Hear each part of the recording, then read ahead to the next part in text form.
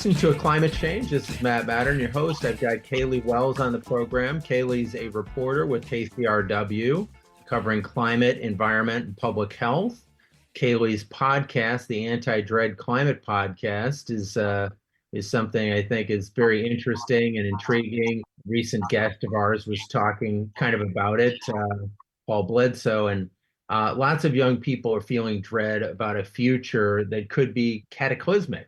How does one address this fear? Because they are real and potentially devastating consequences to a warming planet and the increasing amount of pollutants that are being emitted, and not scare the hell out of people and promote dread. So these are some of the questions I look forward to discussing with Kaylee. Kaylee, welcome to the program. Thanks, Matt. I'm glad to be here. So tell us a little bit about your path to the environmental movement and what led you to this place. Yeah, it's not something that I knew I wanted to do until I had started my journalism career. Knew I wanted to be a reporter, knew I really liked radio. And I sort of talk about people becoming aware of climate change as like you have a big aha moment, you have a big, oh wait, shoot, this is really scary moment. I don't feel like I remember the exact day, but I know it was right around 2018 where I thought, oh shoot, wait, everything that everyone is talking about regarding this big scary threat is actually really big and scary, and I feel like I really need to do something about it. I think a lot of people suffer with the sort of climate anxiety, climate doom, and don't know what to do with it. I have found one of the most cathartic ways to handle that is to do something, feel like I'm making a difference. And so I sort of threw my whole career and all of my professional efforts behind that goal. And KCRW luckily was willing to continue to fund that effort. They formalized my position as a climate reporter, which I've had ever since. That's fantastic. So why reporting? Why journalism? What was kind of the spark behind that interest? Oh, sure. I mean, I knew I wanted to be a writer because that was the harder thing for me in school growing up. I was much better with numbers, but I found it was much more challenging to be a storyteller.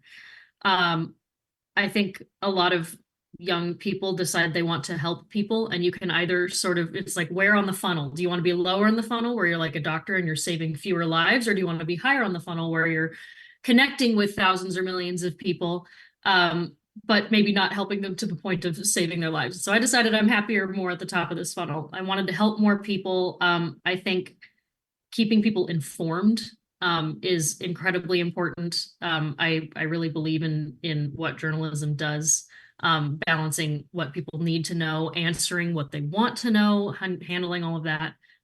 That's sort of how I stumbled into journalism, knew I wanted to write, knew I wanted to help people, knew I wanted to touch a lot of people. And that's kind of where we landed. Yeah, that's a good story. I guess I'm intrigued as somebody who's doing something similar as to kind of who the target audience is for your climate show. Is it mostly young people, or are you targeting people throughout the age spectrum? I would say throughout the age spectrum. I know whenever we market something like this, you have to be really specific in like the person. I know one of the exercises is to name a person and come up with exactly who they are. And so yes, young people, but also the parents of young people and anyone in between. That's why my co-host is a mom, because I think a lot of our listeners aren't just the young people who are facing the fact that they are bearing the weight of this big, scary thing, but also their parents who are having young people ask really big, scary questions that they don't really know the answers to. So I would say, we've got sort of Gen Alpha all the way through Gen Z, and then I'd say most of millennials, because millennials are sort of currently parents, or considering being parents, or maybe deciding they're at that point in their lives where they're deciding whether or not to be parents, anywhere in that spectrum. Yeah, I noticed you had an episode recently, Should I Have Children? And that's a very challenging question. And tell us a little bit about how that hashed out during the episode. Yeah, that's a really big, scary question. And it's also a really controversial one. I'm really fascinated by the fact that it is one of the largest climate actions we choose to either engage in or not. And yet it's something that we don't feel like we can talk about. As soon as you start discussing someone's reproductive decisions, and their family planning, everybody gets really freaked out about it.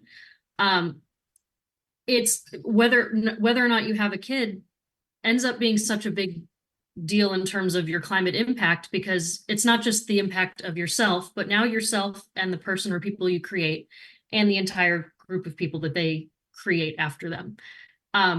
So that's really big and gnarly and scary. And I think there's a lot of people who are struggling with that. Our studies have shown that an increasing number of people continue to struggle with that. And the reason I really wanted to touch it is because I'm one of the people who struggles with that. I'm in my late 20s. I've been happily married for 5 years. As a woman, a lot of people like to ask me that question. And so I felt that it's appropriate to be really open about the fact that I don't have an answer, and that climate change is one of the big factors that's determining whether or not I end up doing that. I want to create a space where people feel safe to ask that and feel like they can trust that we will be careful with trying to answer it. Yeah, there are people all along that spectrum. I had on this show a while back, Paul Ehrlich, who had kind of, I mean, for the last 50 or 60 years, been talking about kind of like population bomb type issues and the effect on kind of, feeding the world. And of course, the challenges of feeding the world did create environmental problems downstream, all the way to you have your Elon Musk types who say, hey, 10 kids is not enough. So like there are voices all along the spectrum, and it is confusing, I think, to people to where is the reasonable place on that bell curve. Yeah. And I think where is the reasonable place is a really personal question and probably has a unique answer to you. One of the big points that people in that sort of intersection of climate and family planning will say is it's not necessarily how many kids you have, it's how impactful those kids are. You could have 3 children that have a smaller impact than 2 children. The question that I then face is, when you're talking about 0 and 1, no matter how many, if I have 1 kid, no matter how amazing that kid is, they're going to need fresh water, and fresh water is finite. They're going to need clothes. They're going to need to be able to move around. And so, yes, the answer is different from person to person. And yes, there are ways to make a responsible decision anywhere along that bell curve, almost anywhere along that bell curve. But it's a really scary, challenging one that's really controversial. Yeah, I think it's important to talk about these things. And tell us about how you see your show kind of creating changes in behavior or motivating people to act. My hope is that at the at its foundation, it inspires people to believe that their actions do make a difference. That's why our very first question was, does anything I do matter? And then, with each episode, we discuss, okay, well, here's an action that matters, and here's an action that matters, and answering questions that way. But I think, a lot of my colleagues in climate journalism have done a really good job of raising awareness of the climate issue and convincing people that it's a big, scary thing that we need to care about.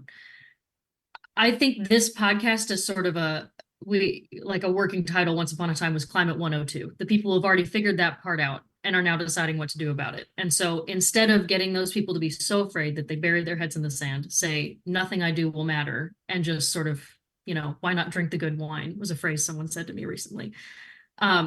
Instead, pulling them out, saying, they're there, we're going to be okay. But take all that energy and try and recycle it into a way that's going to be productive for people. My hope is that that podcast sort of gives people permission to be hopeful that they can participate in the solution, and that what they do is effective at, mitigating, adapting, combating the climate emergency. Well, tell us, where do you draw your hope from, looking at the potential cataclysm of global warming going off the rails? Where do you really see that happening, or do you see that as being a little bit of catastrophizing by various people out there? I think let me start by saying where I do not draw it from. I know, one of the arguments I've heard is, well, humanity has overcome every challenge that it has faced so far. Um, and that every person alive always feels like, well, the thing that's happening during the time that they're alive is the biggest, scariest thing that humanity has faced. I still believe that that's true. Like, I still think climate change is the biggest, scariest thing that humanity has faced. And so that argument never fully works for me. There's also the argument that life finds a way no matter what. That one doesn't work for me either, because whether or not life finds a way is not the same as whether or not humanity finds a way. So I have to reject those and find a third middle something. And my answer to that is just I am always really heartened by how resilient and adaptable humanity can be. And while I don't feel that there is proof in our history that this is a challenge we will for sure overcome, I'm watching it happen. And I know that we're not hitting the deadlines, the 1.5 degrees Celsius line, the lowering this amount of methane by 2030. Like, those are big scary deadlines that it's looking more and more likely we won't pass, which means that there will be big effects from climate change, and that they will be really scary. But I feel really confident that even if we come a little late to this party, I really think we're going to be able to show up, and I think we'll be able to do it really well eventually. I don't even Oh, necessarily have a great reason I'm for gonna why, I'm but gonna let the listeners be on edge, waiting for the next segment to let you finish your answer. You listen to a climate change. This is Matt Matter, and I've got Kaylee Wells, reporter with KCRW, who covers climate, environment, public health on the show. And we'll be right back in just 1 minute. We can change the world if we do it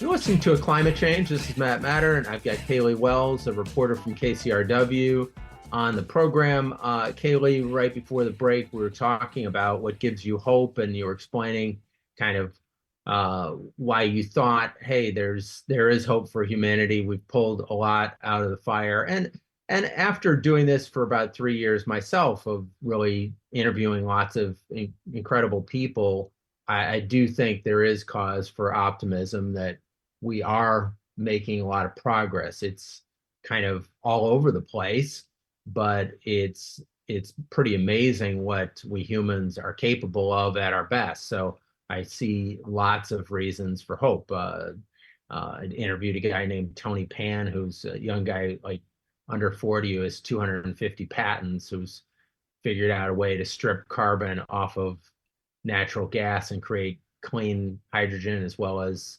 another carbon compound that you can use for asphalt. So people like that kind of give me cause for hope. What Maybe I'll let you kind of finish up your answer on that front, since I cut you off a bit. sure.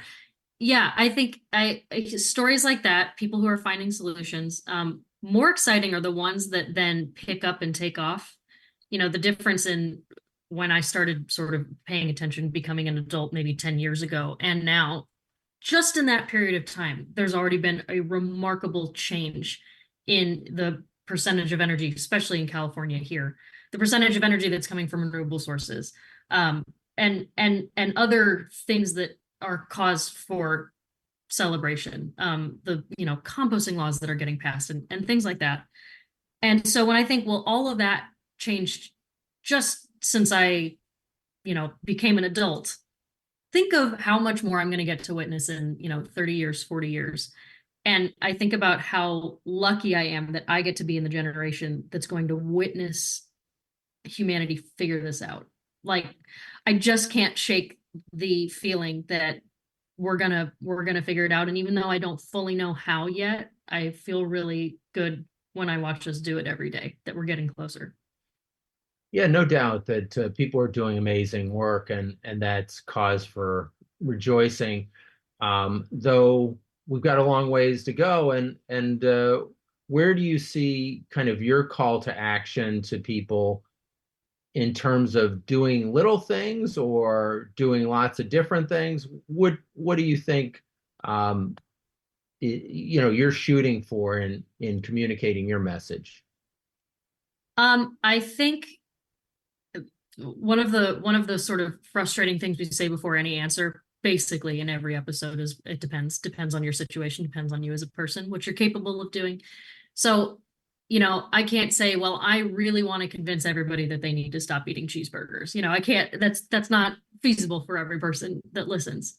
But I really like the idea of shooting for something we talk about in our very first episode, which is the tipping point. This idea that once you have roughly 1 in 6 people doing something, it becomes normalized. And once something is normalized in your community, more and more people start to jump on that bandwagon, that the sort of inertia tips, and now you have done, it's now mainstream.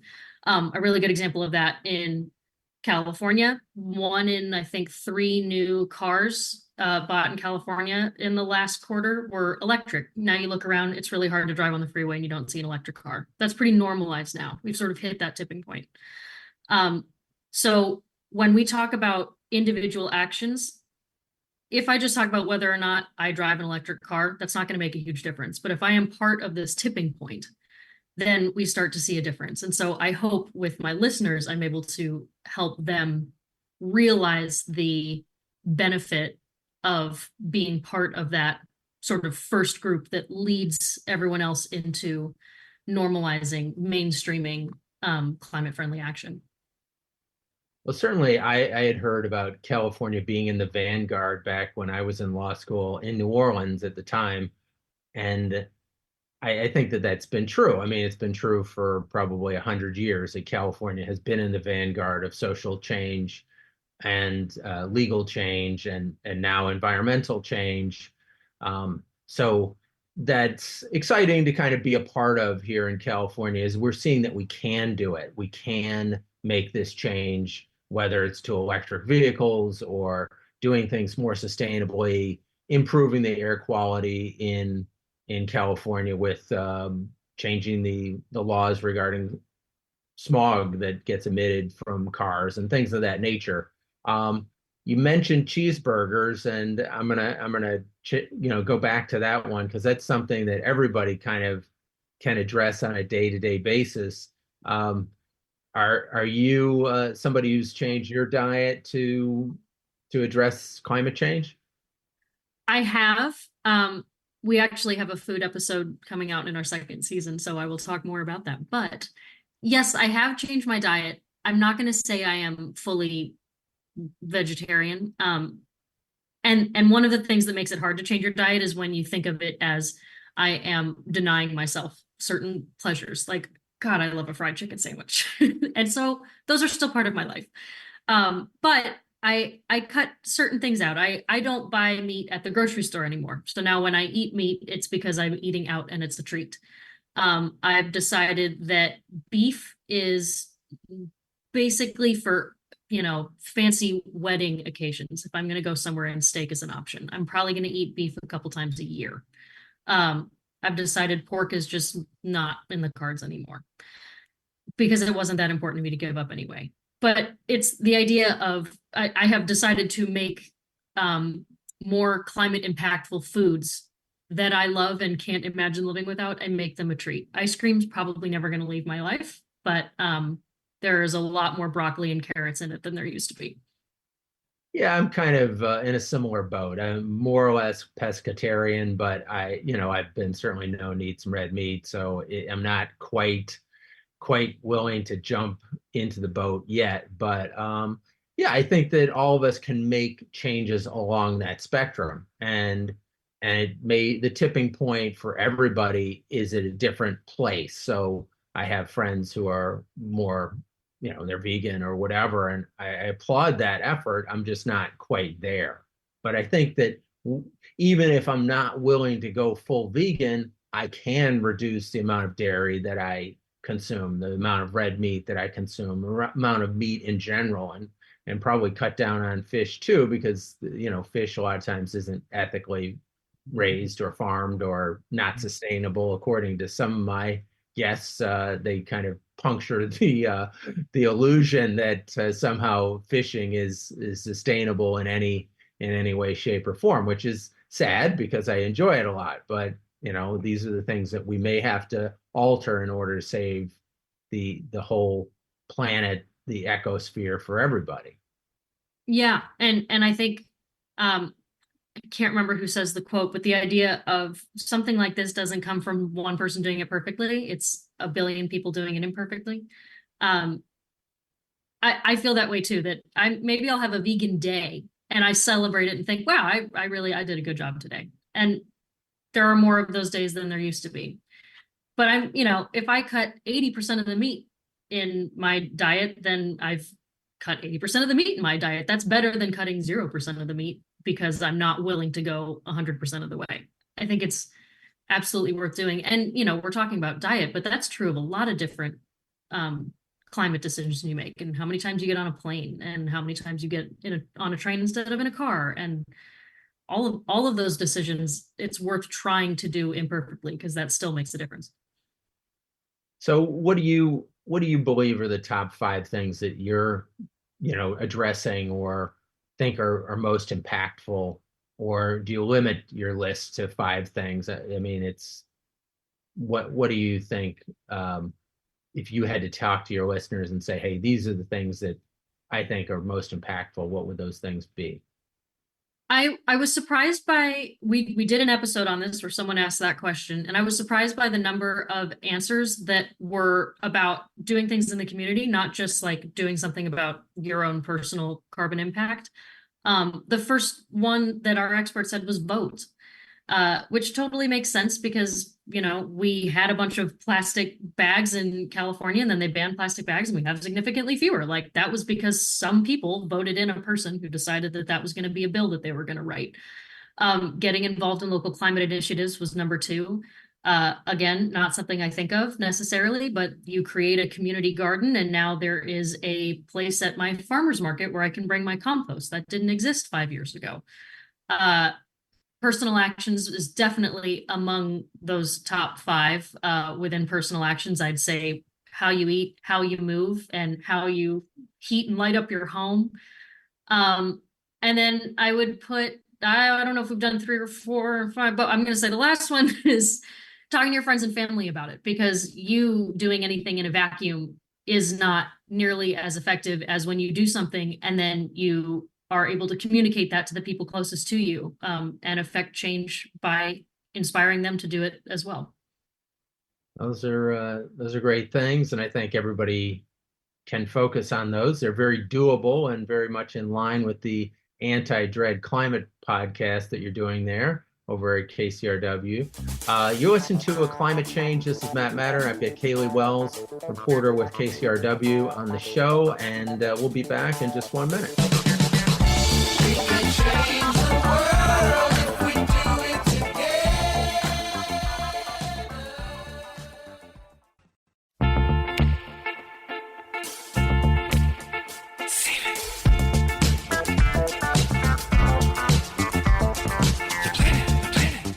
You're listening to A Climate Change. This is Matt Mattern, and I've got Kaylee Wells, reporter from KCRW, who covers climate, environment, and public health. Kaylee, kind of wanted to circle back to a couple of things that we had talked about earlier, but a little bit different vein. Who are your role models when you started kind of beginning down this path towards dedicating kind of your professional career to investigating climate change?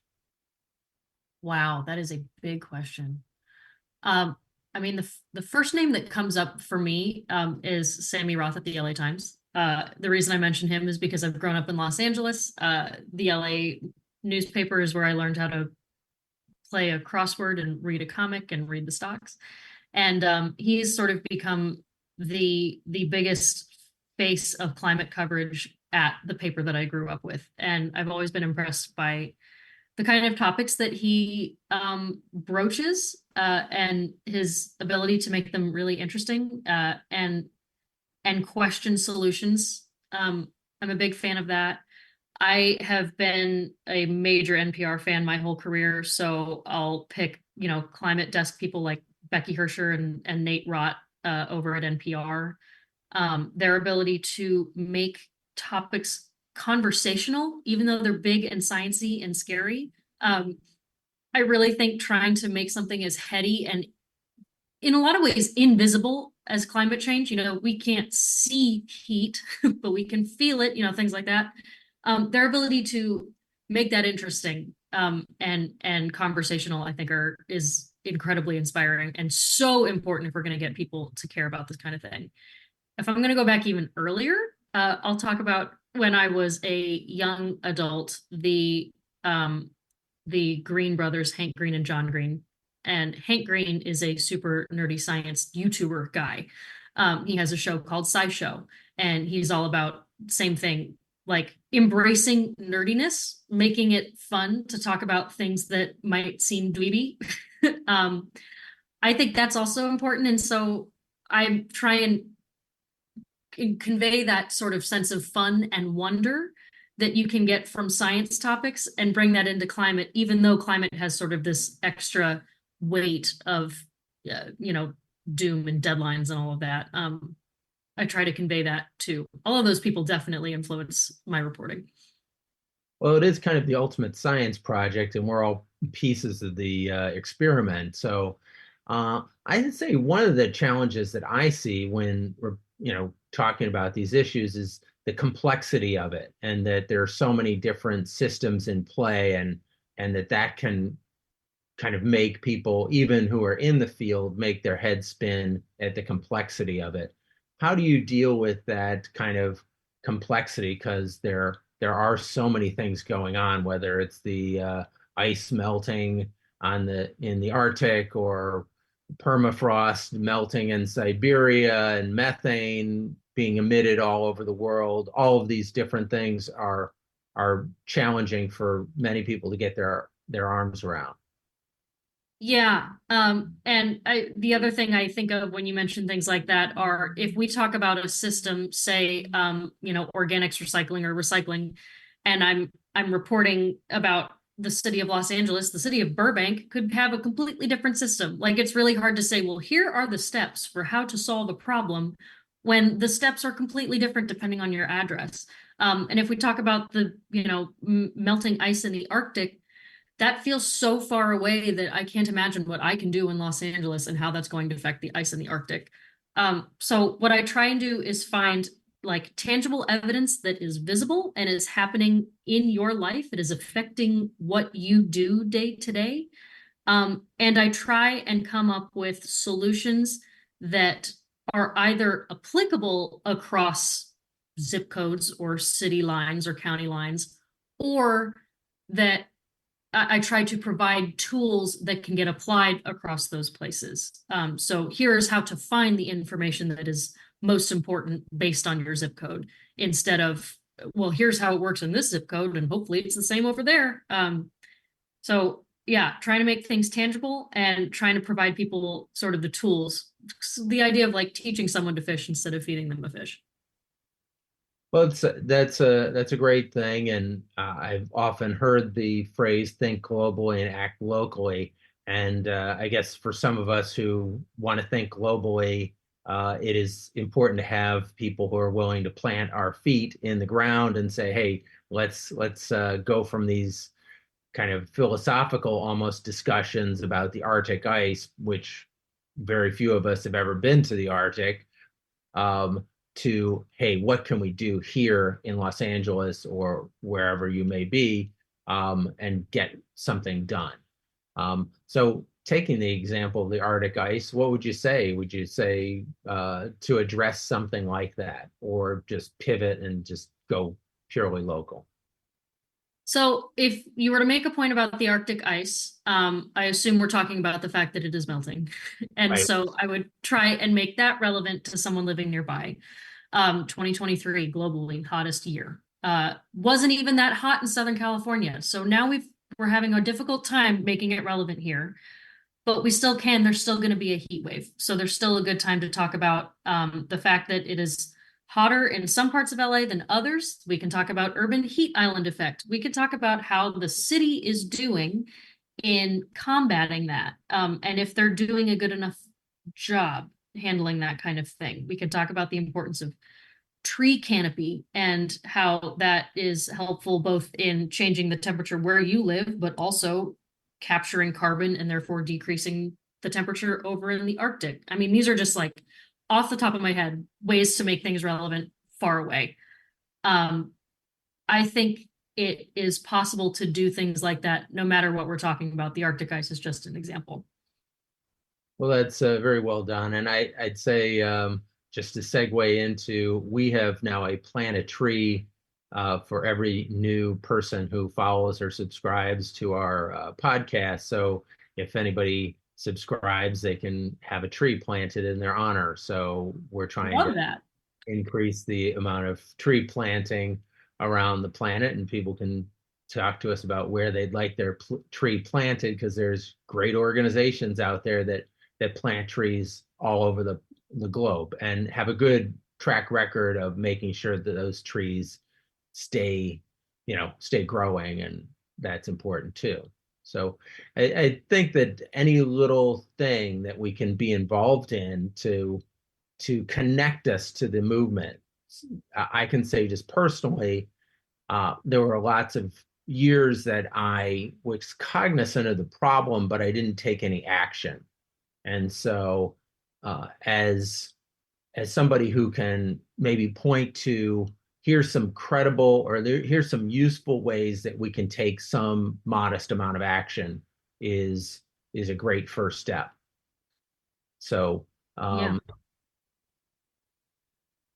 And I would also add that taking small steps like that are also amazing for your own, mental health. Like if you sit and say, well, I'm not going to participate in the climate solution because there's no point, you're really challenging your own mental resilience. And so, why make that so hard for yourself? Like, not only are you helping the planet when you participate in something like that, but you're also getting involved in your community. You are providing yourself with control by choosing to take an action, and that sort of agency combats the feeling of anxiety and doom and hopelessness. And all of that makes you more resilient so that you can continue to be a part of the climate solution instead of sort of suffering from that burnout problem. This is another episode that we have coming up in the second season. There are plenty of selfish reasons to get involved in the climate solution as well, to sort of help your mental health, all while helping the planet too. Yeah, that's very true. And I think that all of us have suffered the consequences of being tethered to our devices much of the day. And so this is an opportunity to get out of self and get out of just dealing with devices, and deal with real people and take some action that is different than doom scrolling through news or YouTube videos or whatever. Yeah.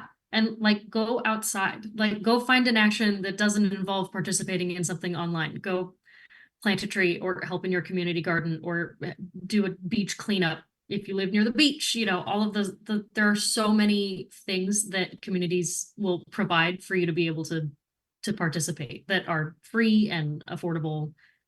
They're just there waiting for you. Exactly. So to that end, everybody go to aclimatechange.com and sign up and get your tree, and also go online to check out all the different organizations in your community that are doing this type of work.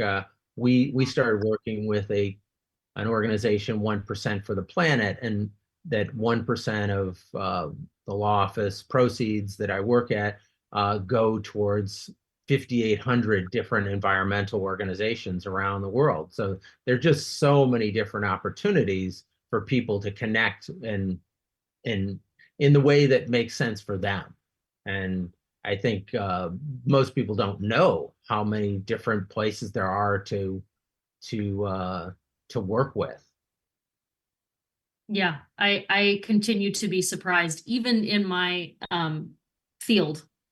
I continue to find new places that are doing something. Even when I walk outside or I go to the booth at the farmer's market, I find something new. There's always something there.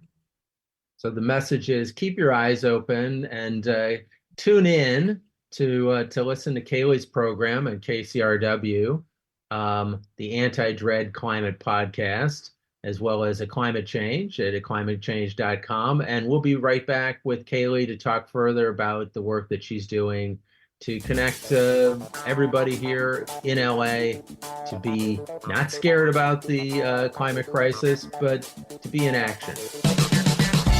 We can change the world if we do it together.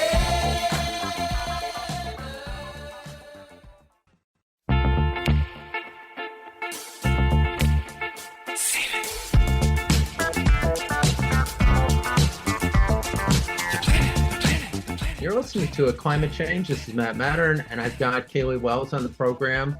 Kaylee, tell us a little bit about listeners asking you questions and how you go through the process of determining which of the listener questions will become episodes. Yeah, the sheer enthusiasm with which the questions poured through the first time we asked for them was proof enough that there was a need for a podcast like this. We started with a call out on air, on our socials, on our website, and we are now we have more than 200 of them. When we decide what is most appropriate for the show, we choose something that is actionable, because we get a lot of questions that are like, you need to talk about big ag and all the problems. Okay, there's legitimacy to that problem, but that's not necessarily going to leave our listener with something that they can go home and do today or next week. We try and choose things that have a tangible answer. There are plenty of big, scary questions that it's just too, it depends. Something as specific as, what do I do when I need to recycle, but it's got the number 5 on it? You know, like I said, zip code to zip code, there's a really different answer for a question like that. When you have those boxes that need checked, all of a sudden those hundreds of questions, and you take out the repeats, because there are a lot of repeats, then you're down to like a couple dozen. And so, at least so far, as the podcast has gotten more popular, we are seeing a higher number of questions trickle in as we go. But that's how we end up choosing what actually makes it on the show. And we need a listener who's willing to come on and ask the question, be recorded, so that we can have the audience be able to relate to somebody. Right. Well, it's interesting how you're going about doing it, because I guess the big ag question, I would say, oh, well, that kind of sounds interesting to me. Why not go talk about big ag and I don't know, a relationship to farmers markets, or what we can do to kind of shift consumer behavior, or voting for different, laws that would have big ag be treated differently here in California or more locally. Yeah, and there are times when we are excited enough about a topic that we will sort of work with the listener and say, do you think you can, phrase this in a way that is more related to your personal habits? An example of that was toward the end of season 1, we had someone who was overwhelmed by the amount of like plastic and trash piling up in their bins. And they were like, well, this is just such a big problem. And we said, okay, well, as we approach the holidays, like, what is it that you are personally worried about? And she's like, well, how do I celebrate the holidays without having my life just like filled with all of this plastic? Like, what am I supposed to do? So once we framed it into the what do I do framework, then it fits the episode. And we can still handle those kind of topics that people want to cover as long as it sort of fits the podcast format and leaves audiences with some tangible solutions that they can apply. I think that's a great idea and something that we had had a chance to discuss with Senator Ben Allen on the program, as he was one of the authors of the plastics legislation that went through within the last year. And just kind of fascinating the journey that it took, and it took in part a lot of citizens who cared about this issue, and it's still not a complete solution to our plastics problem, but it was a big step in the right direction. And California, again, was in the vanguard in creating new rules regarding plastics that essentially no other place on the planet has gone to that level. Yeah. Further, Senator Allen is a great example because we had him on the podcast also to answer a listener's question about, like, how do I get my political leaders to care because this plastic problem is so big. So we had him on and we were like, well, how do we get you and your colleagues to care? And his answer was like, well, you got to call me up. Like, a lot of times the decisions that I'm making are based on my constituents, like showing up at meetings or calling my office and saying, we want to do something, or like a lobbying group or some sort of political activist group, like helping draft legislation that he then puts to his colleagues to try and turn it into a law. That ended up being a really helpful, actionable episode based on just the, oh God, plastics are scary question that we had. Right. And fortunately, Senator Allen is such an incredible public servant and very approachable. So it's kind of seemingly less scary. And I think having him on our respective shows to like let the audience know, hey, this is somebody who's very approachable and super nice guy, and we should be asking him to do the things that we need done here in California. And not that he can just snap his fingers and make them happen, but it's a step in that direction for sure. Yeah, exactly. And that bill that you mentioned, 383, can't actually remember the number, but the bill that you mentioned is a really good example of that, and a good example of California, punching above its weight. So even if we have a listener in Montana, I know we do, that bill is going to affect how companies handle their plastic packaging, and therefore it's going to make a difference in Montana just like it will in California. Eventually, it kind of shows industry the way that, hey, we can do this. And it's SB 54. Thank you. Assistant Sasha has put that up in the chat, so thank you, Sasha. And that was the California bill targeting plastic pollution through recycling mandates. So, it's, if we show that we can do it and it's viable, because that's one of the things that the industry is constantly saying, oh, you're going to kill us if you make the change in this law. And the truth is that that industry can survive those changes and has survived all kinds of regulations that make it harder to pollute. So that's what we need to do. Now, on the holiday front, that's a good one too. Like, we all can probably use less trash when we're celebrating the holidays, and not always the easiest thing to do, but it's a step that each individual can do. I know one of my friends in the environmental movement is always kind of talking about the hypocrisy of the people on private jets preaching about environmentalism. What's your take on whether or not policymakers are walking the walk as well as talking the talk? The private jet conversation is a really simple example of that. That is one of the worst things you can do for the planet. Yeah, I think there are examples of people doing that. Usually during the COP conferences, that's a great time to have that criticism, because you have people flying in from all over the world. And did you really need to send that many people? And did you really need to take a plane that isn't commercial, yeah, I think there are good examples of political leaders making those decisions that are sometimes not in line with the talk that they're talking, to use your phrase. Yeah, I think that we need to hold them accountable and say, hey, you need to walk the walk and want to hold you to a higher standard.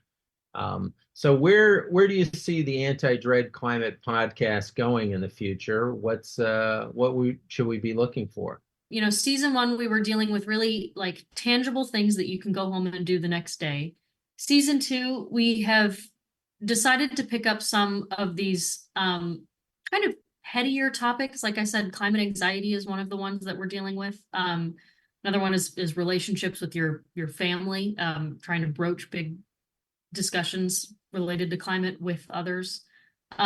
These are the kind of things that affect us day to day and are worth doing, but are a little less straightforward than the, well, how do I recycle question, which still was our most popular. So, I think we had a lot of success with the should I have children type question, or how do I have children in a way that's climate friendly? We got a lot of positive responses and sort of thankful reactions to things like that. And so I think we're hoping to continue in that vein, making people feel comfortable in the discussions that we're having and comfortable asking the scarier questions so that they can be a part of the solution in every form, the easy and the hard tasks. Well, I really like the practical approach and the fact that you're making it very clear what people can do to make a difference. And so I greatly encourage the audience to check out your Anti-Dread Climate podcast at KCRW and tune into your program. It's great chatting with you and wish you all the best going forward. And check out our podcast at climatechange.com. And as I said earlier, subscribe, follow us on Apple or iHeart or Spotify, and we will plant a tree in your honor. So everybody have a great week. Look forward to having you tune in next week. We can change the world.